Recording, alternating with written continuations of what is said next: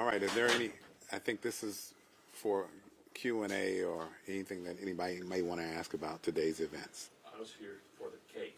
The cake, oh, I don't know where the cake is at. Breakfast tacos. Do you actually like brisket?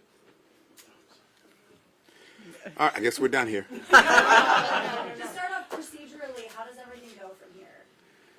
So, Timeline and what sure.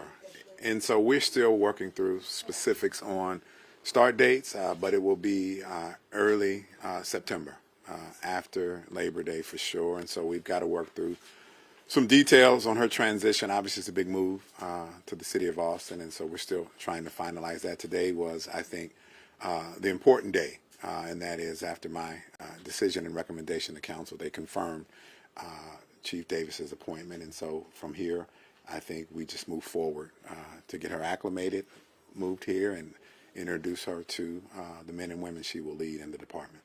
Did you warn her about August months? I did not. I did not want to ruin it. I wanted to wait till after the confirmation, so I appreciate you bringing that up. I'll go. More than 30 candidates you had to pick from. Out of the 30, you chose this individual. What was the one thing that you said, I got this right?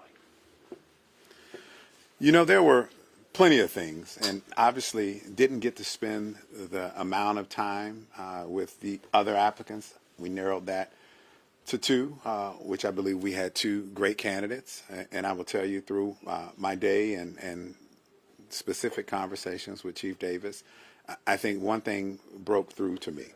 One was her experience, particularly around using data-driven approaches to how she works with the community, as well as dealing with specific crime elements in certain communities, as well as her focus on community engagement.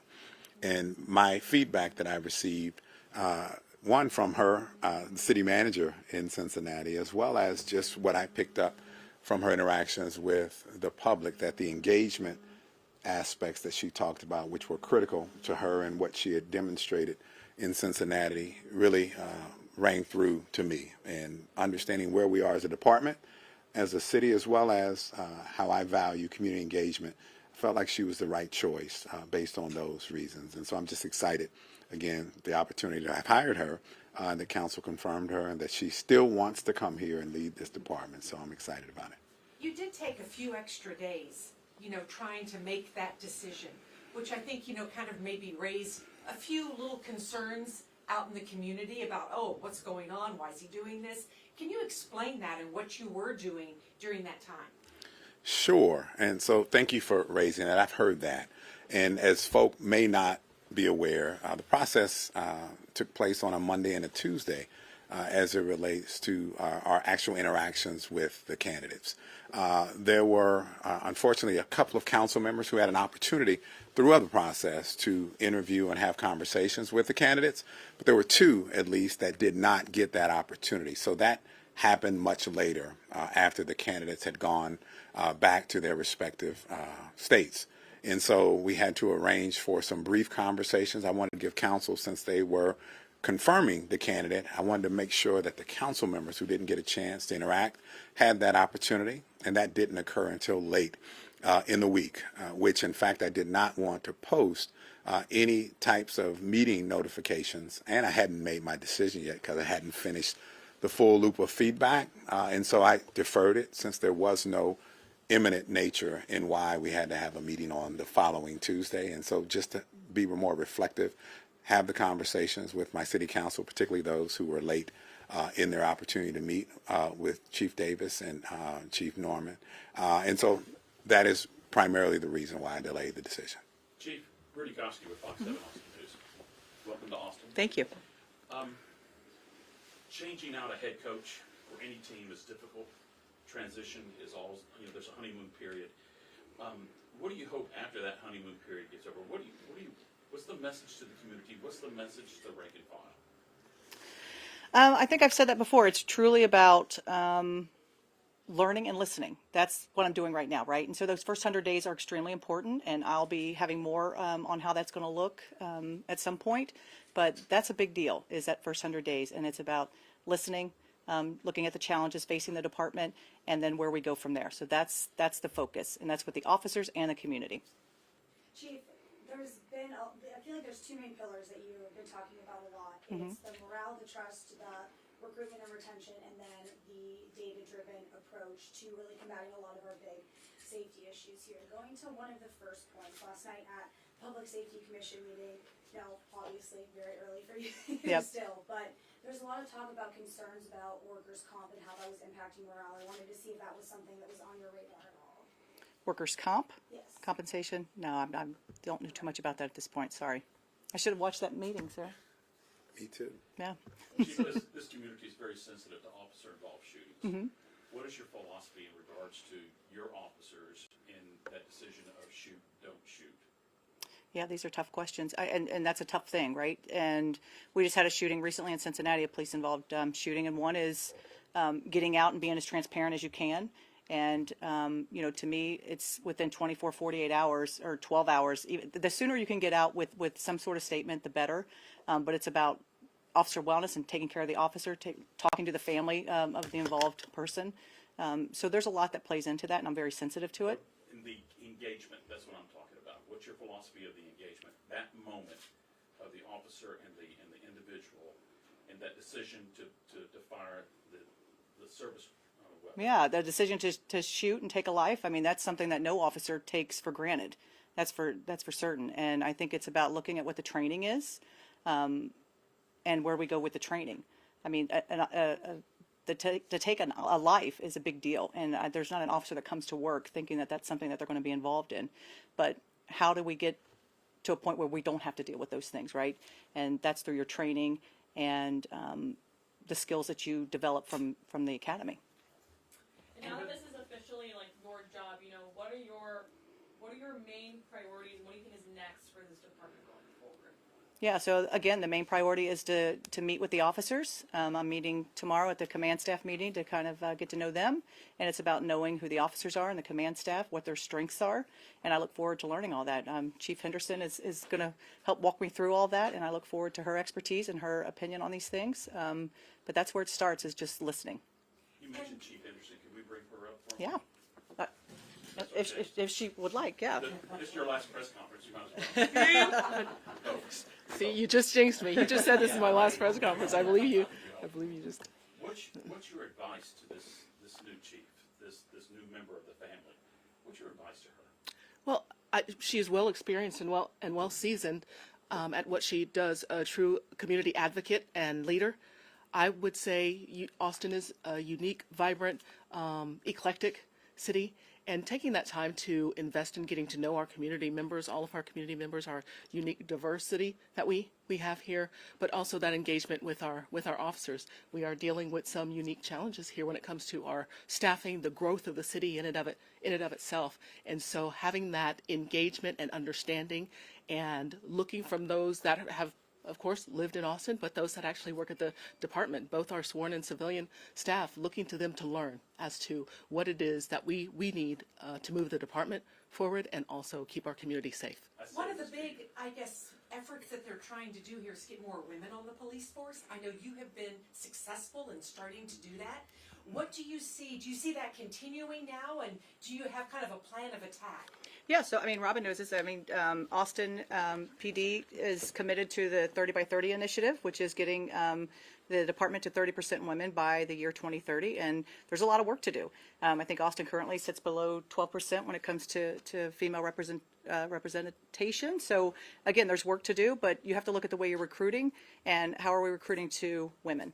How are we recruiting to women, and when it's about how their life would look as a police officer and the service and what that means. And I think, I mean, Robin and I came there. There's many women here that have answered the calling to be a police officer, and it is a noble profession, and it is one that I think women are so suited for. And you can look at the data on what makes it great to be a woman in law enforcement. And I think that's where we have to do when we're looking at recruiting, is pushing those. You had the chance to meet with community, you had your interviews with council, not sure what other local organizations, neighborhood groups like that you might have heard from, but can you kind of sum up what you've heard from the community and community leaders on what they want to see from you? I haven't heard a lot about that. They're excited to meet and so am I. So I think it's about just getting out there and getting on the ground and meeting and talking to people. That's my goal from day one. What do these next few weeks look like for you before you officially take on this role? Yeah, I think I'm going to be working on my certification. That's one thing that's a top priority, because I think it's important to come in here as soon as I possibly can to be in uniform, to put that uniform on. I think that means a great deal to the men and women of the department, and it means a great deal to me. Chief, the department has had kind of a rocky relationship with City Hall, City Council members the past 3 or 4 years, and one of the things that I've heard from council members is the hope that the next chief can kind of help normalize those relationships. What does that mean for you? How do you achieve Yeah, it's so interesting because when I was here a few weeks ago, both want to have great relationships, right? The council wants good relationships, and so does the association. So if the desire is there, it's just about bringing them together. And so it's doable. I think it's just about looking at where we are and just coming together. So again, they're both desiring that, and when both of them want that, we can make it happen.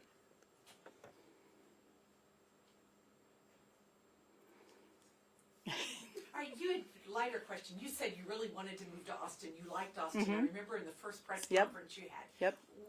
What is it that you like so much about the city and made this such a draw for you? to Yeah, try to well, get this listen, job? any town that values music, food, and art, and then has bats, seriously, it's just amazing. It is an amazing city. When I stayed here, I stayed at the Driscoll, was the first hotel I ever stayed in here. Just amazing. And then to get out and walk down 6th Street, and the open bars and the music, and it was just amazing. And the feeling, the people are laid back, they're warm, they're friendly. It really is an amazing place, and I just felt a connection instantly to it. So are you a Reds fan, or an Astros fan, or a Rangers fan? I am a This is Reds all- fan, I'm sorry. I am a Reds fan. Are your allegiance going to have to change? No, it does not. But I'm glad about no football teams here, so I can still be. No, our football team- Well, major, you know what I mean. Like, there's not within the That was my city. next follow-up question. Like, I can be a Bengals fan, Hey, right? this is not TC? going Is that gonna be a well. Vince? This is going sideways. It's going sideways. Sports questions get you every time. They do, don't they? All right, How do you feel about barbecue? Oh my gosh, the barbecue has been amazing. Are you kidding me? It's. I didn't want to swallow it. That's how good it was. I didn't want to. It was fantastic. So yes. All right, you redeemed yourself. Yep, I did. Yep. Thank you guys. You spoke about things regards to having a call to the police officer, like as a person would do. What makes you gave you the call to become chief here, to be able to come to Austin and become chief? I think anyone that takes these roles, and Robin could probably say this as well, you get to a certain point in your career and you've done these things, right? And it's kind of that natural step. I feel like I have some good ideas, and I feel like, I'm still passionate about it. And you have to have that passion to continue on. And so I feel, between the ideas and just the desire to get out and do the work, it's just a natural fit. And I'm not ready to hang it up. Have you met with or talked with the county or district attorney? I believe they were part of the process that we did here. So you have talked with them? Yes. The reason I ask is because, the relationship between the department and these offices has been functional but kind of icy. Yeah. Is there anything that you'd like to do to kind of change that dynamic? Well, I think it comes back to, we can be in a room and they were part of the process and ask questions, but nothing beats just sitting down one-on-one and talking. They have a job to do, and so do we. And I think, again, being at the table and having those conversations on where you're coming from, you're not always going to agree, but at least they'll know where I'm coming from. And I think that's important. What were the relationships like in Cincinnati with, your county and district attorney's office? Yeah, so we call it just the prosecutor's office. Very strong. I mean, we don't, and it is different. I mean, it's different, in Cincinnati, they make the decision whether they take an indictment, reference an officer, they take that indictment to a grand jury, where it's different here. So that is something absolutely that I'm going to have to, we'll talk about and kind of not work around, but it's something we'll definitely have to discuss. But it is different, and you have to have those strong relationships. And it's not always about agreeing. It just isn't. I'm not looking for someone who wants someone that agrees with them all the time. That's just not how you grow, and that's not how you get better as an organization. But you have to have relationships. Can you describe an encounter you had as a law enforcement officer that kind of crystallized your approach to law enforcement that has continued to this day? I think about all the different approaches, and it goes back to what's so special about law enforcement. It is these people remember you. I love the quote when I think it's Maya Angelou who says, "You'll forget. You may forget what someone said to you or what they did to you, but you will never forget the way someone made you feel." And that's what policing is. You know, the person that you helped off the side of the road, they remember you for the rest of your life. You forget it because it's just part of your day. And it's that's what's so magical. And I use the word magical, but that's what policing is. It's about those little things, those little moments. So my career's been made up of thousands of those little moments. All right. All right. Thank you. Thank you. I appreciate it.